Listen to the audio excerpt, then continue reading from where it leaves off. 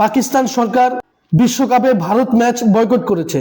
অনেকেই বলছে পাকিস্তান হয়তো গ্রুপ স্টেজে ভারত ম্যাচ বয়কট করেছে, তবে যদি সেমিফাইনাল কিংবা ফাইনালে ভারতের সাথে পাকিস্তানের খেলা হয়, পাকিস্তান কি সেটাও বয়কট করবে? পাকিস্তান রীতিমতো সাসপেন্ড হওয়ার জন্য প্রস্তুত। আইসিসি যদি পাকিস্তানকে কোনো রেভিনিউ না দেয়, পাকিস্তানের কিচ্ছু যায় আসে না। আইসিসি যদি পাকিস্তানকে আজীবনের জন্য নিষিদ্ধ করে দেয়, তাতেও পাকিস্তানের কিচ্ছু যায় আসে না। কেন পাকিস্তান এত বড় সিদ্ধান্ত নিল? কেননা 2025 এশিয়া কাপে ক্যাপ্টেন মিটস থেকে শুরু করে টসের সময় সালমান আলী আগার সাথে ভারতীয় ক্যাপ্টেন সূর্যকুমার যাদব হ্যান্ডশেক করেনি। আফটার দ্য ম্যাচ পাকিস্তানি ক্রিকেটাররা ভারতীয় ক্রিকেটারদের সাথে হ্যান্ডশেক করতে চেয়েছিল, তারা ড্রেসিং রুমের দরজা বন্ধ করে দিয়েছিল।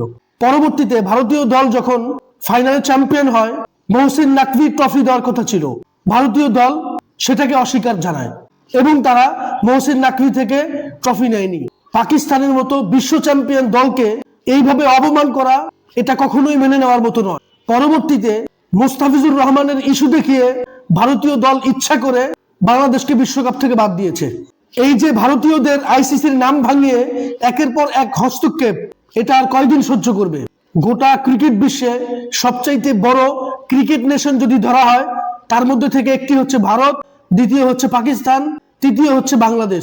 প্রায় 20 কোটি বাংলাদেশি ক্রিকেট ফ্যান্স রয়েছে, যেটা England, Australia, New Zealand, Scotland, Netherland, Ireland মিলেও হবে না। অতএব বাংলাদেশের মতো টেস্ট প্লেইং কান্ট্রি আইসিসির পূর্ণ সদস্যের দলকে বিশ্বকাপ থেকে এইভাবে বের করে দেওয়া, তারা শুধু নিরাপত্তা ইস্যু দেখিয়ে হাইব্রিড মডেলে শ্রীলঙ্কায় ম্যাচগুলো চেয়েছিল। আইসিসি কোন রকম কোনো ভূক্ষেপ না দেখিয়ে বাংলাদেশকে বাদ দিয়ে দিয়েছে। এবার যদি ক্ষমতা থাকে, পারলে পাকিস্তানকে সাসপেন্ড করুক, কেননা ভারত পাকিস্তানের ম্যাচগুলোর রেভিনিউ দিয়ে আইসিসির অন্য সদস্য দেশগুলো পরিচালিত হয়ে থাকে। অতএব পাকিস্তান ক্রিকেটে অনেক বড় ফ্যাক্ট। ক্রিকেট বিশ্বে আগামী এক সপ্তাহ আলোচনার কেন্দ্রবিন্দুতে থাকবে পাকিস্তান। এ নিয়ে আপনাদের কোনো মতামত থাকলে অবশ্যই আমার সাথে শেয়ার করবেন। ভিডিওটি ভালো লাগলে লাইক, কমেন্ট, শেয়ার, সাবস্ক্রাইব করবেন। ধন্যবাদ।